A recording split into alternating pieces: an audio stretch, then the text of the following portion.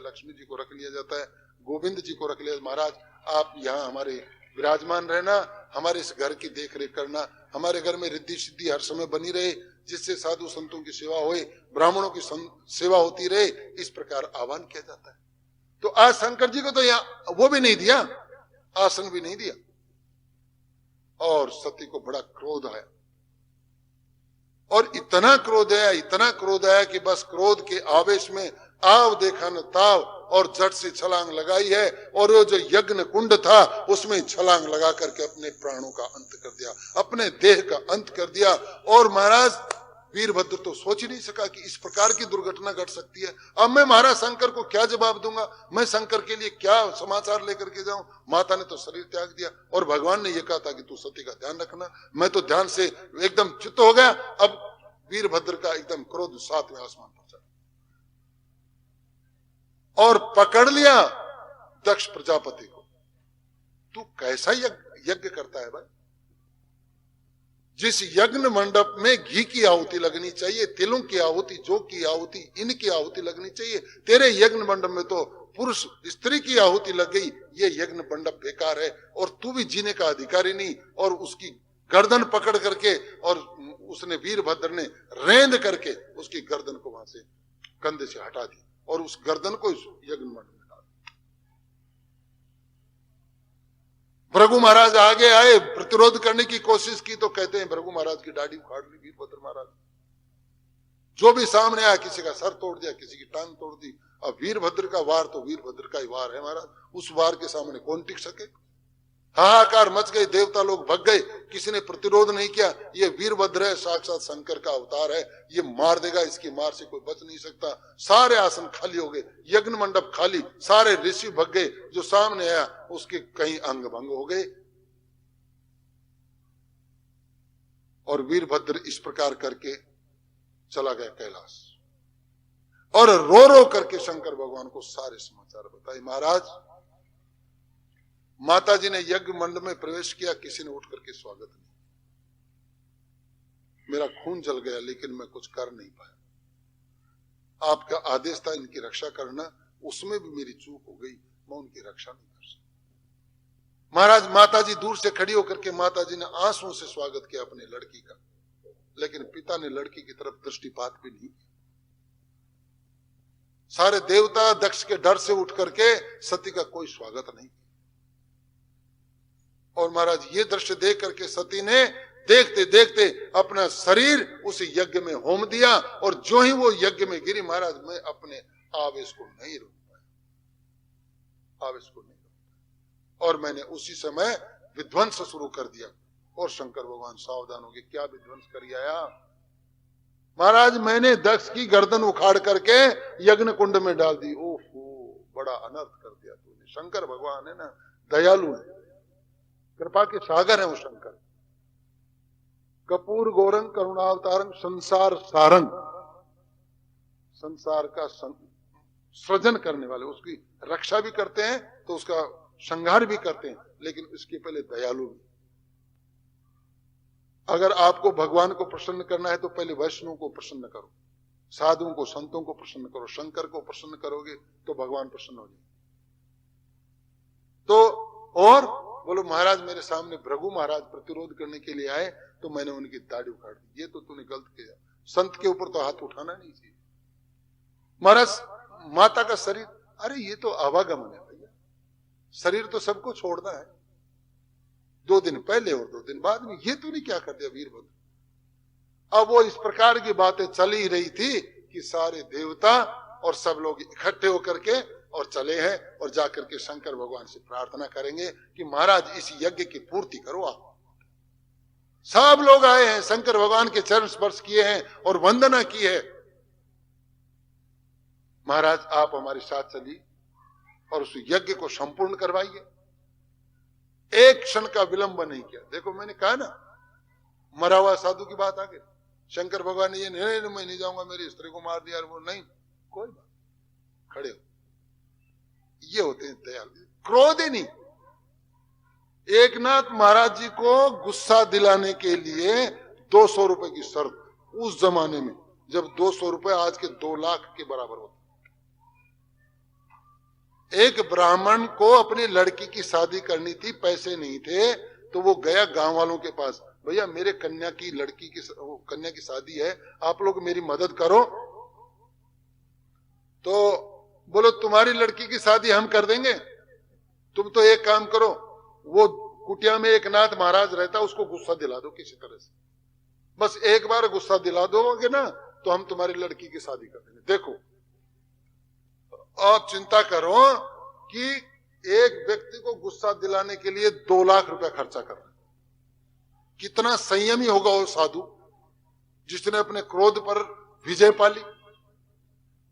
बोलो महाराज ये तो मैं एकदम से कल ही कर दूंगा ये, अरे एक आदमी को गुस्सा दिलाने वाली कौन सी बड़ी बात है। और दूसरे दिन महाराज चमड़े की जूती पहन करके और एक नाथ जी महाराज के घर की तरफ चला है, निश्चिंत हो गया कि लड़की की तो शादी हो जाएगी, कोई चिंता नहीं।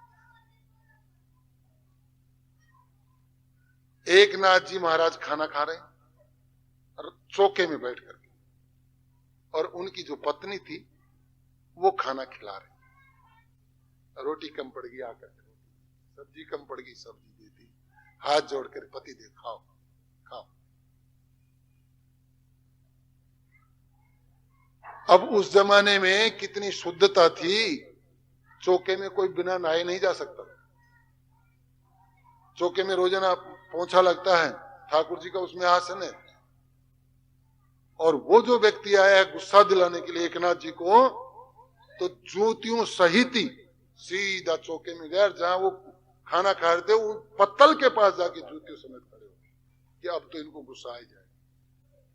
लेकिन वो दयालु संत क्या खड़े हो गए और उनसे लिपट गए, अरे तेरा तो बड़ा मेरे से स्नेह है, तू तो औपचारिकता भी भूल गया सारी, ये जूती निकालना ये सब करना सब भूल गया, और कितना प्रेम है, तू जूतियों से दिया आ गया, आओ बैठो पैर दबा। अरे देवता आपने मेरे ऊपर बड़ी कृपा की, मेरे भाग्य खुल गए, अरे जूती निकाल के तो दुनिया ही आती है, लेकिन तू तो जूतियों समेत ही आ गया, तू तो बड़ा अच्छा, मेरे को बड़ा चाहता। पानी पानी हो गया ब्राह्मण, अरे ये कैसा आदमी है ढीठ, इसको गुस्सा ही नहीं है, लेकिन निराश नहीं हुआ। और देखो देख कैसे नहीं, ब्राह्मण देव आप बैठो प्रसाद पाओ, खुद अपने हाथ से जूतियां खोली ब्राह्मण की, बाहर रखे आए हैं, अपने हाथ धोए, ठाकुर जी के उनके ब्राह्मण जी के चरण धोए। स्त्री ने आकर के पत्तल दी, पत्तल में जब परोसने लगी, रोटी डाली सब्जी डाली, उस समय ब्राह्मण ने क्या किया, ऐसा कर्म किया अगर किसी के घर में कर दें तो साहब उसको मार मार के अधमरा कर। लेकिन ये तो एकनाथ जी तपस्या की मूर्ति है, संयम की मूर्ति।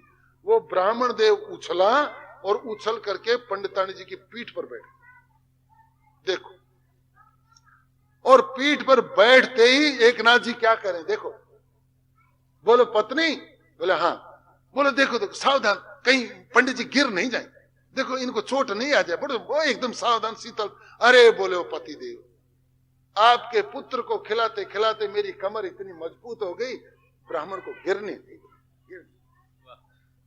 ब्राह्मण नीचे उतरा और दोनों के पैर पकड़ लिए, बोलो भैया मेरी बेटी की शादी हो या न हो, लेकिन मेरा तो उद्धार हो, आप लोगों के दर्शन से मेरा उद्धार हो गया। अरे ऐसे सही में ऐसी तपस्वी लोग कहां मिले,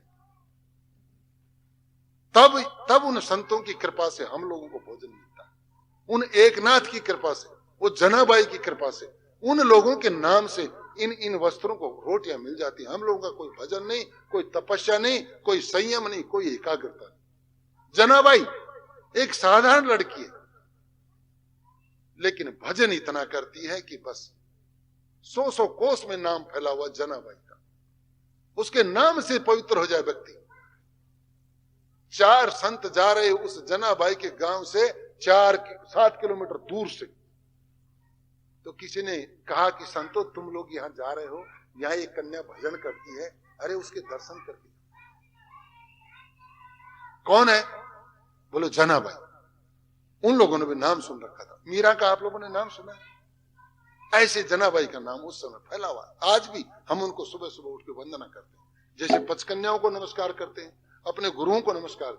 हम लोगों का नियम है, आप लोग तो पता नहीं करते हैं कि नहीं करते हैं, सुबह उठते ही अपने गुरु का नाम लेकर के नमस्कार, जय जय श्री श्री गुरु गौरांग गोगंधारू का गिरधारी राधा विनोद बिहारी जी की जय। ये तो ठाकुर जी की जय। नमो विष्णु पादाय अष्टोत्तर सत श्री भक्ति वेदांत नारायण गोस्वामी महाराज की, ये मेरे गुरु जी हैं, इनकी सुबह सुबह हम वंदना करते। फिर दादा गुरु की, पड़दादा गुरु की, उनके दादा गुरु, उनका नाम लेते। फिर नरसिंह भगवान की, राधा कृष्ण, गोप गोपी, गोवर्धन, सबके नमस्कार करते। तो जनाबाई का नाम लेने से हम लोग पवित्र हो जाते हैं। वो छोटी सी कन्या है, कोई ज्यादा उम्र नहीं है, 17-18 साल की बच्ची। तो पथिक ने कहा, अरे संतो तुम इस गांव के कुल 7 किलोमीटर दूर से जा रहे। अरे 7 किलोमीटर दूर पर एक भजनशील कन्या है, जाओ उसके दर्शन करो। और उन्होंने रास्ता बदल दिया और रास्ता बदल करके उस गांव की दिशा पकड़ी है जिस गांव में जनाबाई भजन करती है। साधारण घर में रहती है, सारे काम करती है, रोटी बनाती है, कपड़े धोती है, लेकिन बस हरे कृष्ण, दूसरा कोई नाम नहीं, किसी से फालतू बात नहीं, कोई झगड़ा नहीं, कोई फसाद नहीं, बस हरे कृष्ण महामंत्र का जप करती। वो चल करके आए और गांव के मुख्य द्वार पर जब पहुंचे तो 3 स्त्रियां झगड़ा कर रही। और किस बात पर झगड़ा कर रही? ये ऊपड़े होते हैं कि यहाँ क्या कोर बोलते, ये गोबर का क्या बोलते, फेफड़ी, ऊपड़े, छाना। 3 छानों के लिए झगड़ा हुआ, कुल 3 छान। वो कह रही ये मेरे हैं और वो दूसरी कह रही है मेरे। ब्राह्मण लोग आए हैं, अरे ऐसे उज्जवल चिंतन वाली स्त्री के गांव में हम आए हैं, लड़की के गांव में आए हैं, और गांव में घुसते ही अपशगुन, झगड़ा, अपशगुन मिला।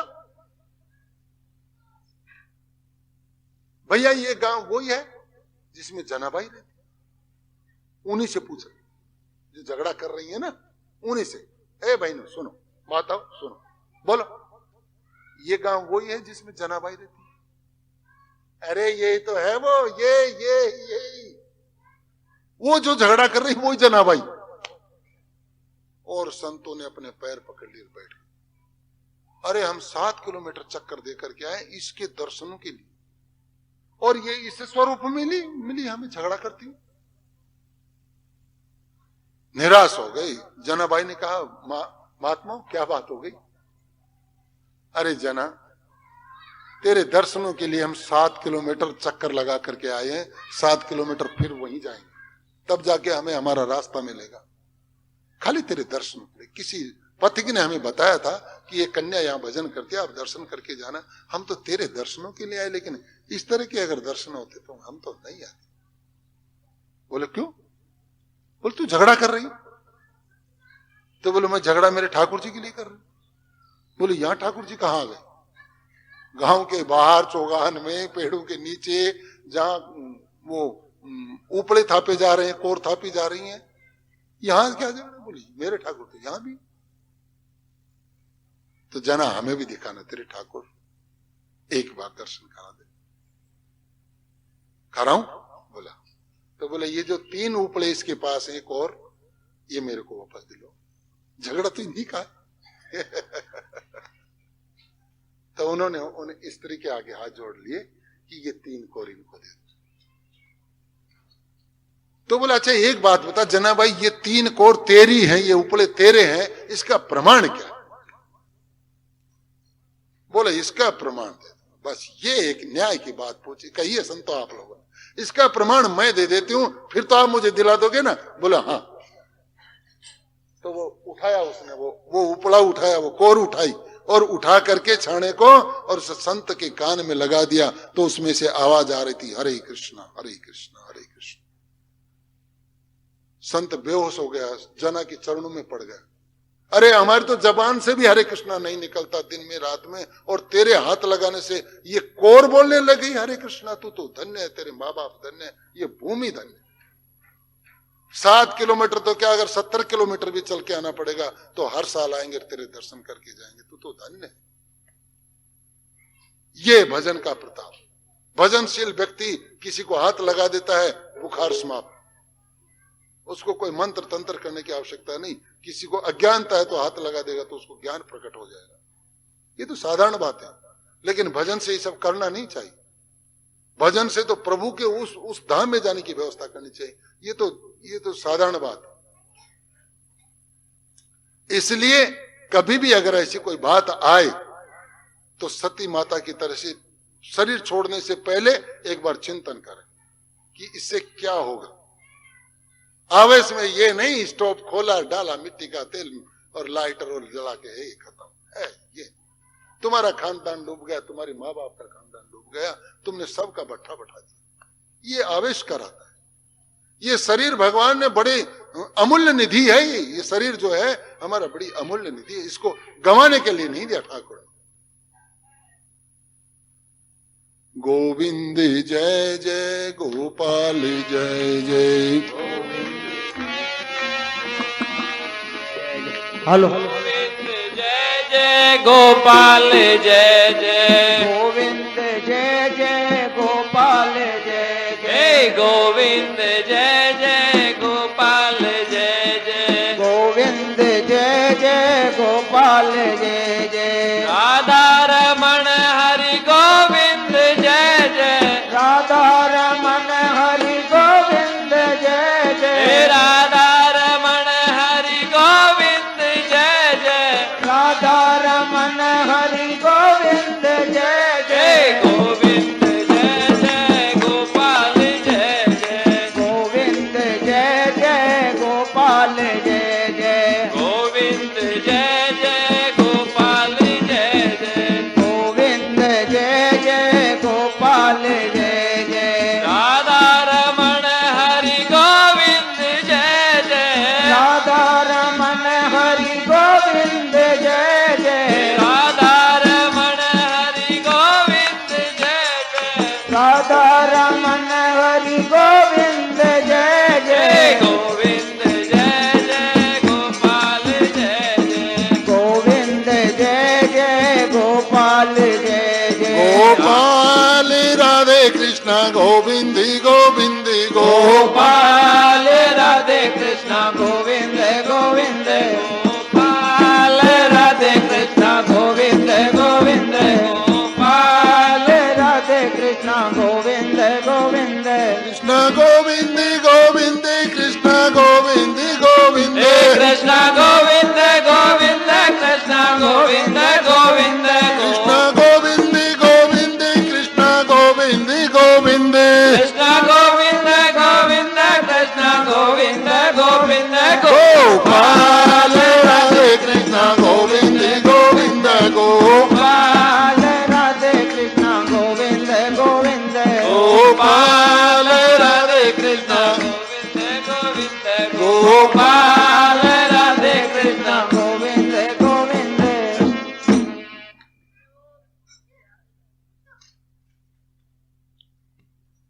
मनु महाराज के जो दो पुत्र थे, प्रियव्रत और उत्तानपाद, तो विदुर जी कह रहे हैं कि महाराज आप हमें उत्तानपाद की कथा सुनाओ ना। उत्तानपाद के कितने पुत्र हुए उनकी कथा सुनाओ ना। क्या उनके परिवार में कोई भक्त भी हुआ? मैत्रेय जी ने कहा, रे उत्तानपाद जी के तो ऐसा भक्त हुआ जिससे पृथ्वी भी एकदम अपने आप को हर्षित महसूस करने लगी कि मेरी इस भूमि के ऊपर ऐसे ऐसे छोटे छोटे बालक भजन करते। कई लोगों को हम कहते हैं भैया भजन करो, बोलो बाबा जी अभी तो मैं 10वीं में पढ़ा था, जब बड़ा होगा जब भजन करा। अरे मूर्ख को भजन करने की कोई उम्र है? कईयों से कहते हैं कि भजन करो, अरे महाराज यो काम हो जाओ। जैसे वो एक आदमी समुद्र के किनारे बैठा तो उसने किसी ने पूछा यहाँ क्यों बैठा है? बोले स्नान करने के लिए आया हूं। तो बोले स्नान कर ले। बोलो नहीं अभी नहीं करूंगा, जब इसकी ये जो लहर है ना ये बंद हो जाएंगी तब स्नान करूंगा। समुद्र की लहर कभी बंद होती? अरे समुद्र की मौज कभी बंद होती है? तू तो तेरे जीवन में कभी स्नान कर नहीं पाएगा। समुद्र की लहर तो आती, ज्वार भाटा बराबर। तो ऐसे हम जब किसी को कहते हैं भैया भजन किया कर, बोलो महाराज यो काम और हो जाए ना तो भजन कर। नारद जी आए किसी के पास, बोले भजन किया कर। बोलो महाराज ये छोरा की तो शादी होगी, बस छोरा के एक पोतो हो जाए, बस फिर भजन चालू ही समझ। 2-3 साल बाद में आए तो पोता खिलाने के लिए लगा। अरे तूने कहा था पोता हो जाएगा, तू भजन शुरू नहीं किया, तूने पोता तो हो गया तेरे। बोलो महाराज अब ये छोटो से, इसकी देख रेख नहीं कर पाती इसकी माता, और वो इसका बाप वो ऑफिस में चला जाता है, इसको थोड़ा पाल के बड़ा कर दूं, बस बाद में फिर मैं भजन करूं। देखो समुद्र की लहर है, अब वो थोड़ा बड़ा भी हो गया, बड़ा हो गया तो अब की बार नारद जी आए, हाँ भाई अब, बोले महाराज इसकी शादी हो जाए बस, और कोई अभिलाषा नहीं बस। अब वो इस चक्कर में करते करते मर गया।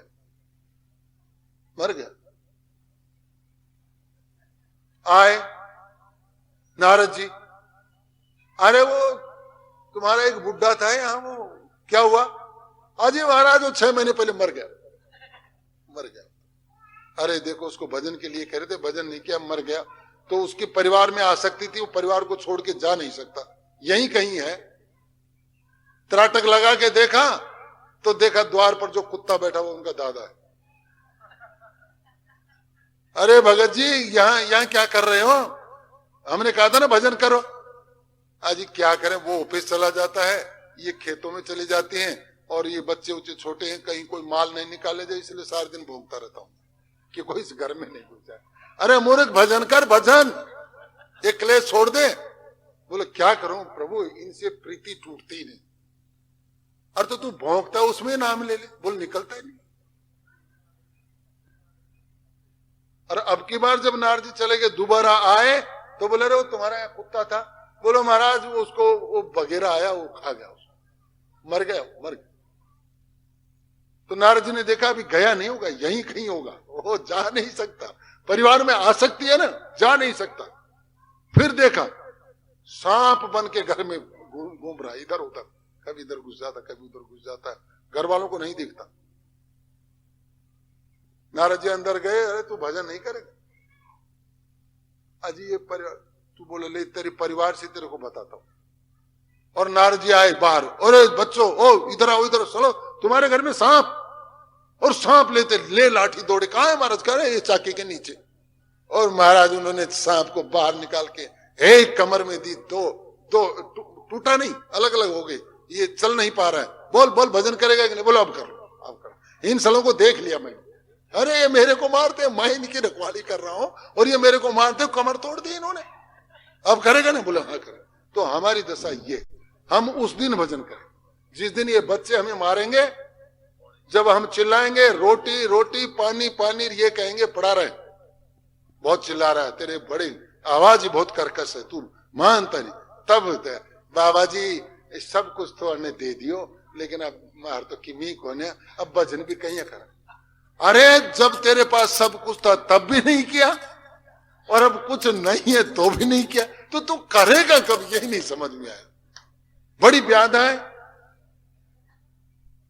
अरे ठाकुर जी ने हमें तुम्हारे पास भेजा है संदेश देने के लिए कि तुम महामंत्र का जप करो, भगवान का भजन करो। ये श्रीमद् भागवत इसीलिए सुना रहे हैं। कथाएं तो कथाएं हैं, लेकिन कथाओं के माध्यम से ये ज्ञान है कि देखो ये कोई किसी का नहीं है, न कोई किसी का बेटा है, न कोई किसी की माँ है, न कोई और है। तुम लोग भजन करोगे तो तुम्हारा कल्याण होगा। आगे जो कथा आती है उत्तानपाद महाराज जी की, यही कथा है।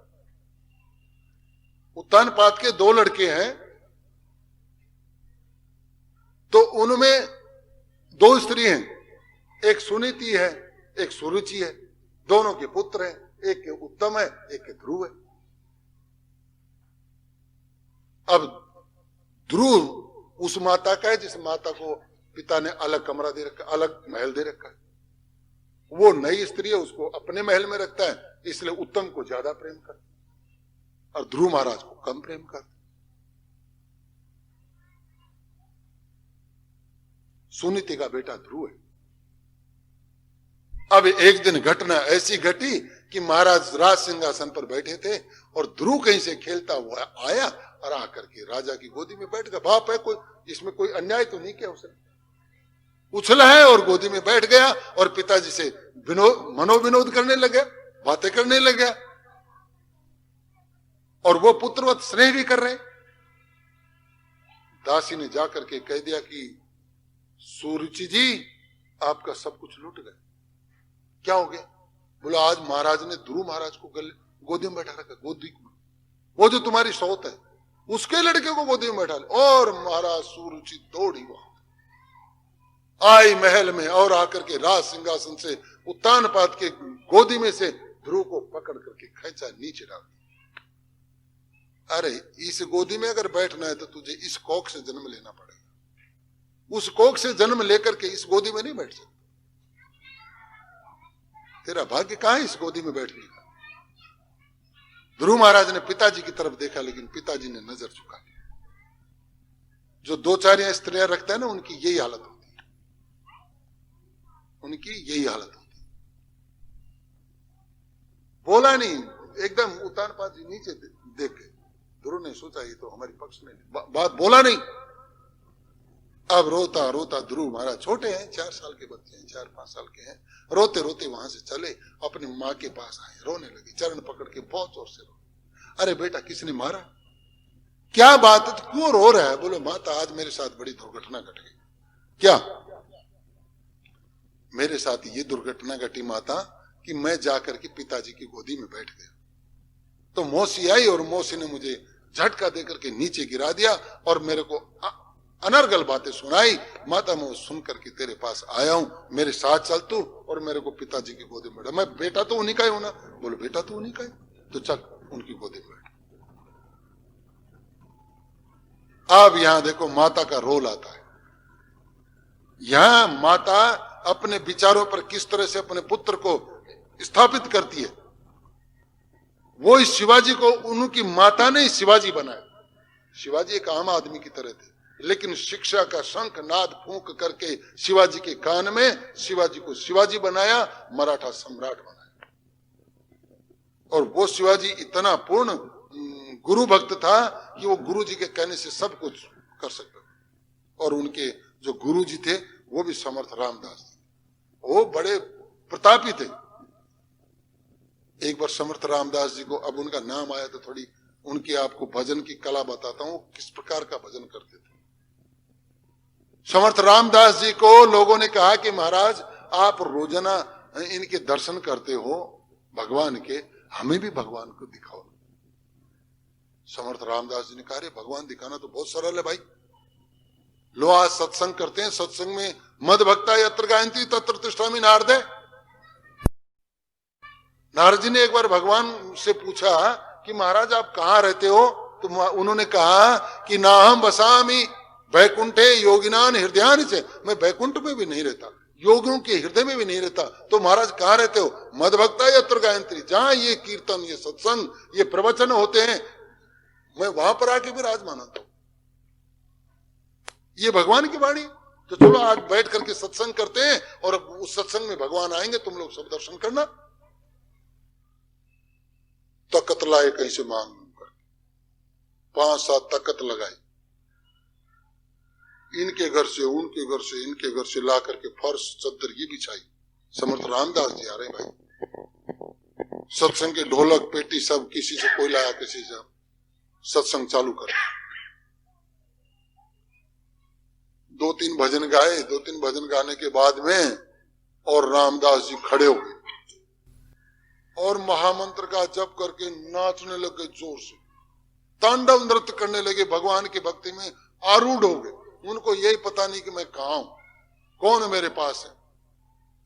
लोगों ने सोचा ये भगवान के दर्शन कराए। लो भाई, जिसको अपने शरीर का होश नहीं, ये भगवान के दर्शन कराए। चलो यहां क्या लेना था, विश्वास नहीं है। ये भागवत भी यही कहती है, जिसको विश्वास है उसको 1000 गुना फल मिलेगा, जिसको विश्वास नहीं है उसको तो फल का जितना उतना फल मिलेगा। अब जिनको विश्वास है वो तो रामदास जी के यहां रुके, और जिनको विश्वास नहीं वो क्यों रुकेंगे? भैया ये फर्श तो मेरी है। तो नाचते नाचते रामदास जी उधर गए, इस फर्श को हटा लिया, गोल की अपने काख में दबाया, अपने घर हो गए दर्शन। ये दर्शन कराएंगे।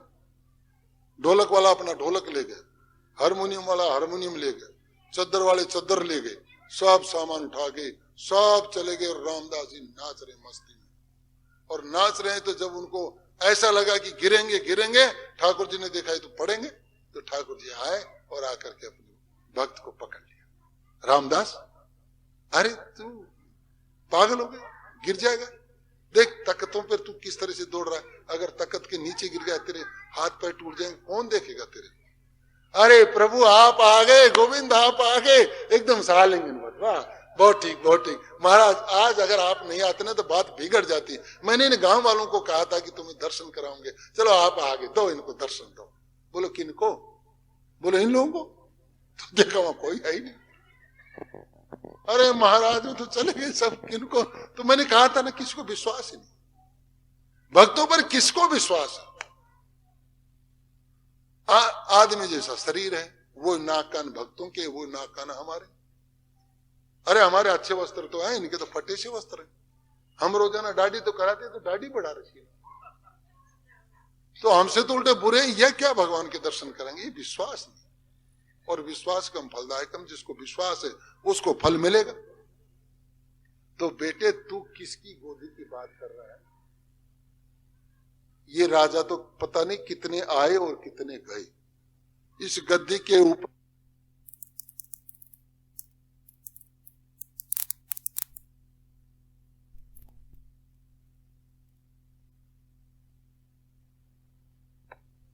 उसकी तैयारी कर। माता, वो कौन सी गोदी है? बोलो वो परम पिता की गोदी, वो परम पुरुष की गोदी है, जिसमें बैठने के बाद में कोई उतरा नहीं। अरे उसके नाम की खुमारी जब चढ़ जाती है वो ही नहीं उतरती, तो गोदी से कौन उतरेगा? सूरदास को उसके नाम की खुमारी लगी तो सब कुछ छोड़ के पागल। नरसिंह महाराज, वाह क्या कहने। नरसिंह महाराज का नाम लेने से हृदय में एकदम से आनंद की स्फूर्ति हो जाती है। भक्त हो तो ऐसा। तो बेटे तू ये इनकी चर्चा छोड़ दे। ये न तेरी कोई मौसी है, न कोई तेरा बाप है, न कोई तेरा भाई है। अपना तो एकमात्र गोविंद है। उस गोविंद का भजन करेंगे और जाकर के अपना कल्याण हो जाएगा। बेटे मैं तेरे को कहता हूं, इस राजपाट को छोड़ दे और जंगल की तरफ प्रस्थान करा जा, और जंगल में तेरे को ठाकुर जी मिलेंगे और ठाकुर जी की सारी व्यवस्था मिलेगी। उनका भजन करना, उनका कीर्तन करना, ये तेरी माँ का आदेश है। इस संदेश को साथ में रखना, गांठ बांध करके, और इधर उधर मन को मत भटकाना। चला, इधर ये बातें हो रही है तो उधर ठाकुर जी की आंखें खुल गई कि आज एक भक्त पृथ्वी पर मेरा नाम लेने के लिए, मेरा कीर्तन करने के लिए घर से निकलेगा, उसकी पूर्ण व्यवस्था तो कर दूं मैं। उसी समय नारद को स्मरण किया, नारद चला जा, उत्तानपाद के राज में चला जा। एक नन्हा सा बालक मेरा भजन करने के घर से निकला है, उसकी तू देख रेख करना, उसको कान में मंत्र देना, लेकिन एक काम करना, पहले उसकी परीक्षा लेना, उसको डराना। नारद जी आए, रास्ते में खड़े हो गए, जिधर से ध्रुव महाराज आ रहे, छोटा सा बच्चा। कितना आनंद आता है अगर इतना बच्चा भजन करता है, कितना आनंद आता है। आरती में जब बोलते हैं, हमारे नांगल में तीसरी के बच्चे जब ये संस्कृत की प्रार्थना बोलते हैं तो बड़ा अच्छा लगता है। तो जब हमें अच्छा लगता है तो ठाकुर जी को भी अच्छा लगता है। तो ध्रुव महाराज के सामने नारद जी आए, बेटे कहां जा रहे हो? बोले महाराज रास्ते में से हट जाओ, माता ने वचन दिया, रास्ते में से। अरे कहीं जा भी रहा होगा? मैं जा रहा हूं प्रभु का भजन करने के लिए। कहां? इस जंगल में तुम जाएगा? जंगल में तो बड़े शेर, चीते वगैरह पता नहीं क्या क्या जंगली जानवर, और सर्दी गर्मी बरसात में तेरा नाश हो जाएगा, तो कहां जा रहे हैं? बोलो महाराज आप साधु हैं या राक्षस? छोटे से बच्चे। और नारद जी एकदम से सकसा गए, कैसे भैया? अरे साधु अच्छी बात बताते हैं, आप तो डराते हो। साधु तो लोगों को कहते हैं भजन करो, आप भजन करने जा रहे हो उसमें बाधा डाल रहे हो। मेरी माँ ने तो ये कहा है कि वहां पर परम पुरुष भगवान रहते हैं, और आप कह रहे हो वहां पर मुझे शेर खा जाएगा। तो मेरा जब भगवान जहां वहां मेरे को शेर खा जाएगा, तो फिर मेरे को गर्भ में किसने मेरी रक्षा की? मेरी माँ के गर्भ में अगर भगवान नहीं है तो उसमें रक्षा किसने की? नारद जी चुप। अरे बड़ा होनहार बालक है, इसके भजन में बाधा नहीं डालेंगे, इसके भजन में सहयोग करेंगे, और सहयोग भी ऐसा करेंगे जिससे इसका कल्याण हो जाए। बेटे इधर आ, तेरे कान में मैं मंत्र फूंकता हूं, इस मंत्र के बल पर ठाकुर जी तेरे सामने आ जाएंगे। घबराना नहीं, जो तू कह रहा है वो सत्य बात है। भगवान सब जगह है, सब जगह हमारी रक्षा करते हैं। ले, उसके कान में 12 मंत्र दे दिया। 12 मंत्र दे करके उसको एक तरह से शक्तिवान बना दिया। जिसको नारद जी मंत्र दे उसमें कमी क्या। अब ध्रुव महाराज आए हैं जंगल में, अपने गुरु की आराधना की है, अपने ठाकुर का चित्त का जो स्मरण बताया नारद जी ने, उस तरह का स्मरण किया है। आसन लगाया वट वृक्ष के नीचे और छोटा सा नन्हा बालक भगवान का भजन करने। 1 महीने तक खाली पानी पी के रहे, दूसरे महीने पत्ते खा करके रहे, तीसरे महीने पत्ते भी छोड़ दिए, पानी भी छोड़ दिया, हवा खा के रहने लगे। और इस प्रकार जब उनका भजन बढ़ा, मात्र 6 महीने में देवताओं की सांसें बंद हो। देवता दौड़ करके आए हैं ब्रह्मा जी के पास। ब्रह्मा जी ये क्या बात है? बोले चलो ठाकुर जी से पूछते। शंकर भगवान ने कहा, अरे मूर्खो, ठाकुर जी के पास चलने की क्या आवश्यकता है? तो अरे यहां सत्संग करो, कीर्तन करो, ठाकुर जी यहीं आ जाए। वो कहते हैं मद भक्ता यत्र गायन्ति तत्र, जहां ठाकुर जी को याद करो, ठाकुर जी तो वहीं। अभी इस समय ठाकुर जी हमारे यहां पर है, तो यहीं बैठ के कीर्तन करो, ठाकुर जी यहीं आ जाएंगे। और साहब कीर्तन किया है, कीर्तन करते ठाकुर जी आकर प्रकट। बोलो भाई क्या बात है? बोलो महाराज जी ऐसा लगता है कि इस प्राण वायु को किसी ने बांध दिया, श्वास लेने में हमें बड़ा कष्ट हो रहा है। और ऐसा लगता है कोई भजन ऐसा कर रहा है, उस भजन के बल से इस सूर्य की रोशनी कुछ फीकी फीकी फीकी नजर आती। बोलो तुम ठीक कहते। मेरा एक अनन्य भक्त, मेरा प्रिय एक बालक इस समय जंगल में बैठ करके भजन कर रहा है, तो महाराज उसके पास आप जाइए, दर्शन दीजिए, वरना तो हम लोगों का जीना दुश्वार हो जाएगा। और देवताओं के आग्रह पर, ब्रह्मा के आग्रह पर, शंकर के कहने पर मेरे गोविंद चले हैं वहां से चतुर्भुज धारण स्वरूप धार करके और आए हैं ध्रुव बालक के सामने। जब सामने गोविंद आ गए तो जो अंदर गोविंद थे, जिस छवि को निहार रहे थे, वो गायब। और गायब होते ही उन्होंने झट से आंख खोली, आंख खोल करके देखा तो सामने गोविंद खड़े। और गोविंद को देख करके आंखों से अश्रुपात,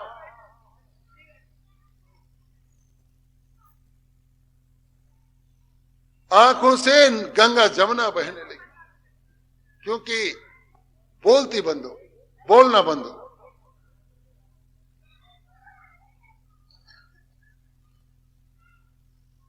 हरे कृष्ण। इस कथा से क्या शिक्षा मिलती है? ये जो हम कथा सुन रहे हैं, इससे क्या शिक्षा मिलती है?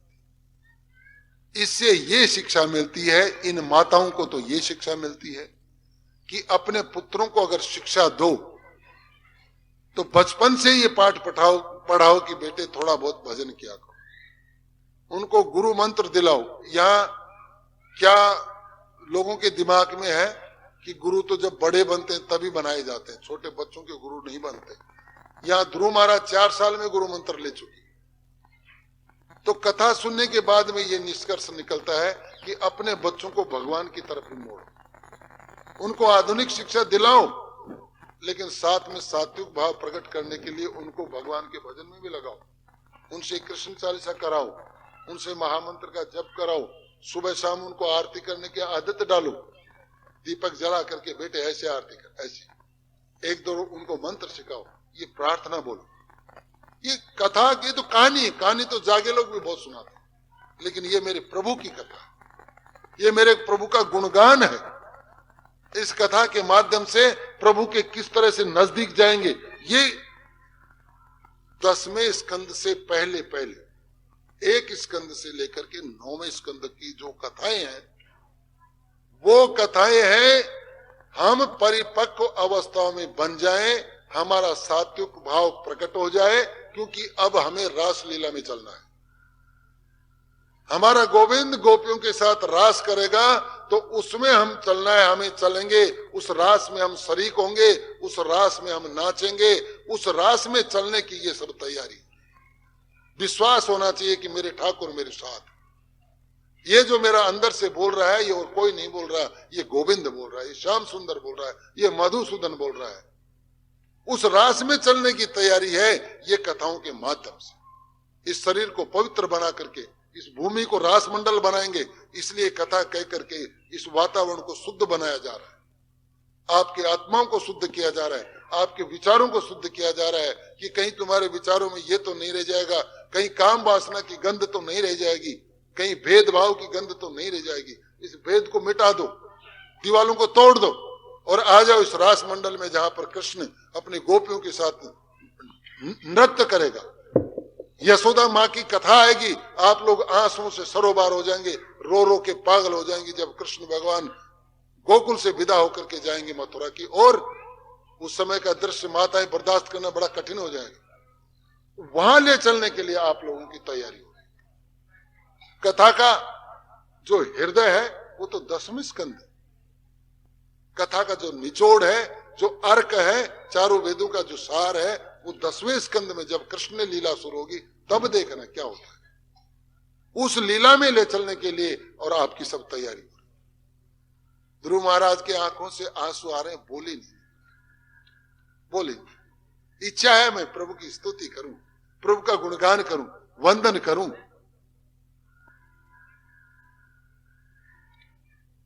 लेकिन आवाज तो नहीं आई।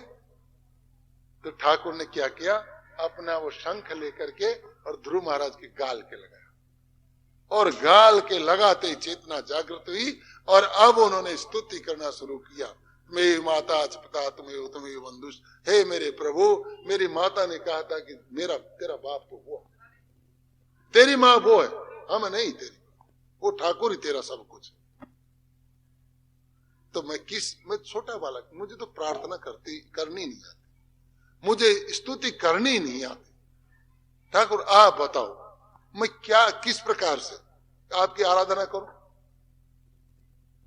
प्रभु बड़े मुस्कुरा गए,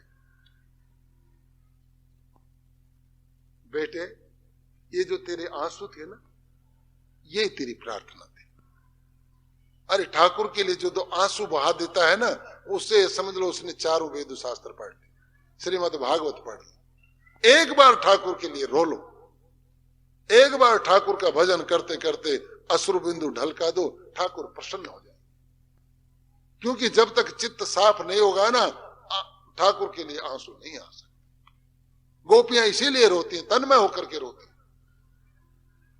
तो महाराज कोई वरदान की इच्छा आपकी? भगवान कह रहे हैं ध्रुव महाराज कि क्या वरदान चाहिए? बोलो महाराज मुझे अब कुछ, आपके दर्शन हो गए, आपके चरणों की कृपा प्राप्त हो गई, अब मुझे कोई इच्छा। भगवान ने कहा कि जिसको भगवान के दर्शन होते हैं भगवान कुछ ना कुछ दे के जाते हैं, लेकिन ये जो देना है ये लेना है, ये अब कल की कथा में होगा। क्योंकि आज 4 बज गए, फिर आप लोग हमें ओलमा दे देते हैं कि देखो हमारे घर में काम है, इसलिए कल 11 बजे आप लोग पधार जाना। आप लोग यहाँ आते हैं इसके लिए हम आपको बार बार धन्यवाद देते हैं, क्योंकि आपके समागम से ही हमारा कथा का आनंद बढ़ता है। इसलिए आप लोग नित्य प्रति अपना 7 दिन की बात है, 7 दिन में भी 2 दिन चले गए, 5 दिन आप लोग कष्ट करके किसी भी तरह से हमारे कहने से यहाँ पधारिए। जो इस श्रीमद् भागवत की कथा है, जैसी टूटी फूटी, हम तो विद्वान नहीं, हमको ज्ञाता नहीं, लेकिन जो भी आता है गुरु की कृपा से शब्द जो निकलता है वो ठाकुर जी की कृपा से निकलता है। अगर मेरी कोई गलती भी हो जाए उसको आप लोग माफ कर।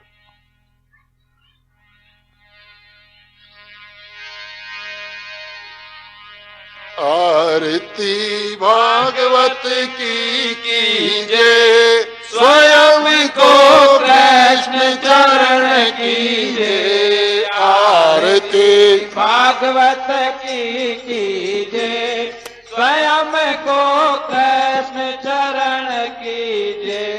भागवत वेदन को सारे, भागवत है वेदन को सारे। राधा गोविंद तत्व विचार, राधा गोविंद तत्व विचार। चित्त में धारण कर लीजिए। आरती भागवत की कीजिए, आरती भागवत की कीजिए, स्वयं को कृष्ण चरण कीजिए। आरती भागवत की कीजिए, स्वयं को कृष्ण चरण कीजिए। सुख जी गा गा कर हर सावे, सुख जी गा गा कर हर सावे, परीक्षित सुन कर के सुख पावे, परीक्षित सुन सुन कर दुख पावे। शेष और सन का दिक हर से आरती भागवत की कीजिए। आरती भागवत की कीजिए, स्वयं को कृष्ण चरण कीजिए। आरती भागवत की कीजिए। स्वयं को कृष्ण चरण कीजिए। भागवत भक्ति को भंडार, भागवत भक्ति को भंडार, राधा कृष्ण प्रेम को सार, राधा कृष्ण प्रेम को सार। प्यार से हृदयंगम कीजिए। आरती भागवत की कीजिए, आरती भागवत की कीजिए, स्वयं को कृष्ण चरण कीजिए। आरती भागवत की कीजिए, स्वयं को कृष्ण चरण कीजिए।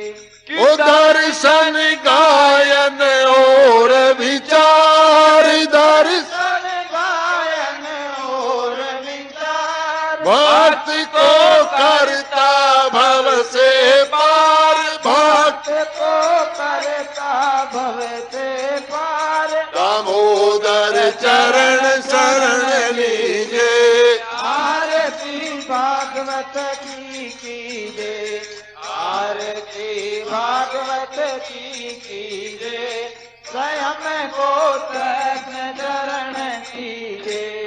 ओम जय श्री कृष्ण हरे स्वामी, जय श्री कृष्ण हरे।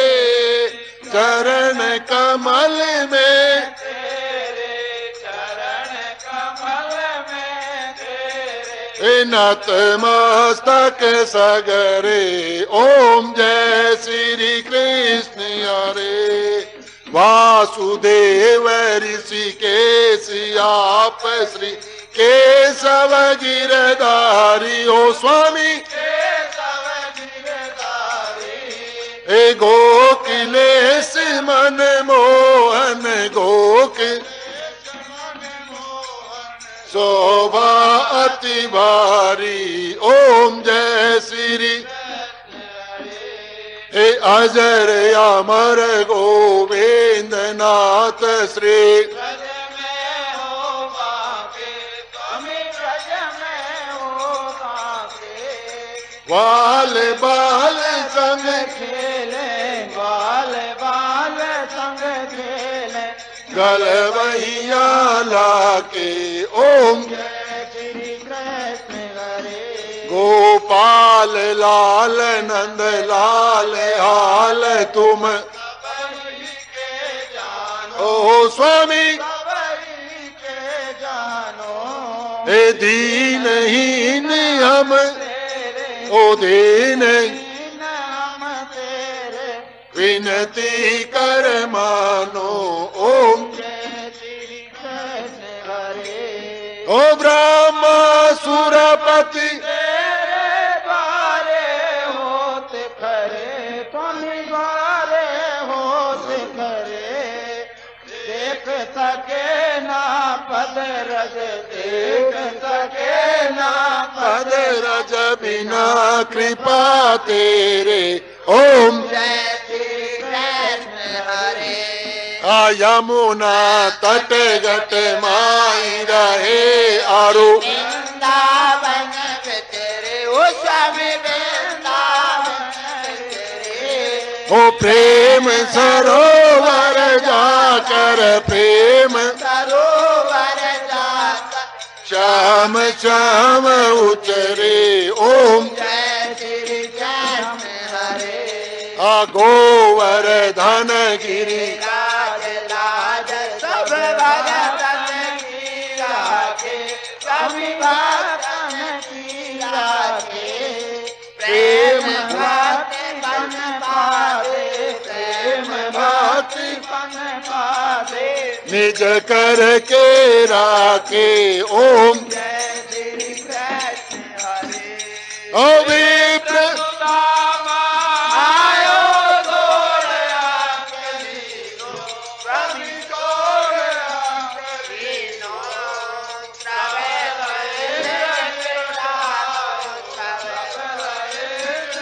जानो सारवे सुखी कीनो ओम जय श्री कृष्ण हरे प्राणनाथ तुम्हें प्राण प्यारे प्राणों के दाता स्वामी प्राणों के दाता ओ दामोह दर जगेश्वर दामोदर जगेश्वर श्री जग के त्राता ओम जय श्री कृष्ण हरे जय श्री कृष्ण हरे जय श्री कृष्ण हरे कृष्ण हरे चरण कमल में तेरे चरण कमल में तेरे निज माता के सगरे ओम जय श्री कृष्ण हरे बोलो वृंदावन बिहारी लाल हरे कृष्णा कृष्णा कृष्णा हरे हरे हरे हरे राम राम राम हरे हरे हे हरे कृष्ण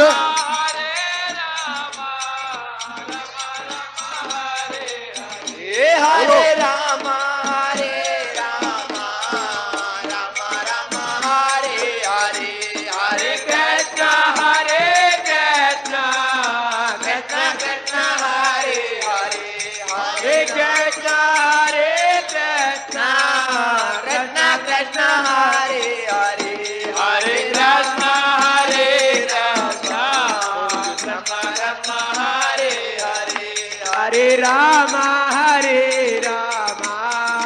राम राम हरे हरे बोलो वृंदावन बिहारी लाल की बोलो गिरिराज महाराज की आज के सत्संग की हरे कृष्णा जय श्री राधे वृंदावन बिहारी लाल की जय